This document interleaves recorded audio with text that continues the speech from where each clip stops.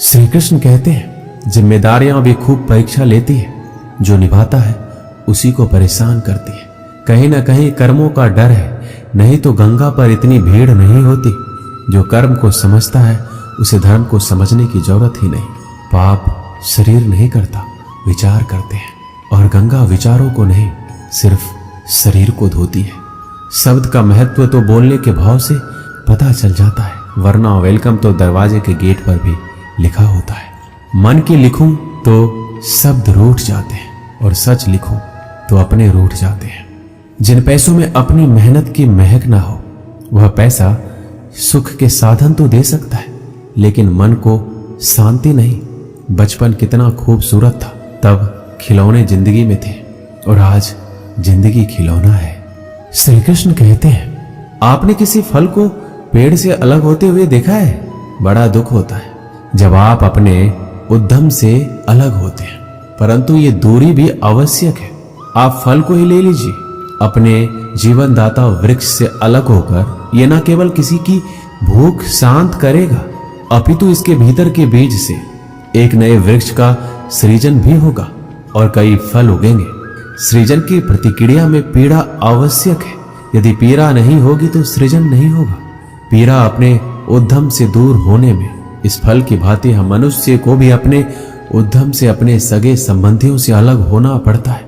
और यही अलगाव एक नए सृजन को, एक नई सृष्टि को, एक नए विकास को जन्म देता है। इसलिए ऐसे अलगाव से दुखी मत होइए, उसका स्वागत कीजिए, क्योंकि ये विकास की नींव है। श्री कृष्ण कहते हैं, गलत फहमी में जीने का मजा ही कुछ और है, वरना हकीकतें अक्सर रुला देती है। जब तक रास्ते समझ में आते हैं, तब तक लौटने का वक्त हो जाता है। यही जिंदगी है। प्यार नहीं बिकता किसी के लिए, मगर इंसान बिक जाता है अपने मतलब के लिए। जब तक किसी अपने से धोखा ना मिले, तब तक समझ नहीं आता कि जिंदगी क्या है। काश उस जाते हुए वक्त को रोक सकते, आपके साथ गुजरा हुआ हर समय जोड़ सकते। मुझे नफरत पसंद है, लेकिन दिखावे का अपनापन नहीं। शीशा कमजोर बहुत होता है, मगर सच दिखाने से घबराता नहीं है। श्री कृष्ण कहते हैं, अपराध वो भावना है जिसके कारण संसार में सदा दुख ही व्याप्त रहता है। हम सब अपराधियों से घृणा करते हैं, उन्हें कोसते हैं, परंतु क्या कभी विचार आया है कि कोई भी जन्म से अपराधी नहीं होता?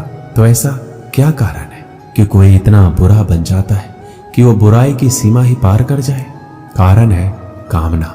यदि कामना पर नियंत्रण ना रखा जाए, यदि कामना को पूर्ण करने के लिए परिश्रम ना किया जाए, तो वो तृष्णा में बदल जाती है, और तृष्णा लालच में, और लालच छल में, और छल करते ही मनुष्य अपराध की ओर अपना पग बढ़ा देता है। इसलिए ये अत्यंत आवश्यक है कि मन की कामनाओं पर नियंत्रण रहे। यदि मन पर नियंत्रण रहेगा तो अपराध पर स्वयं ही नियंत्रण हो जाएगा।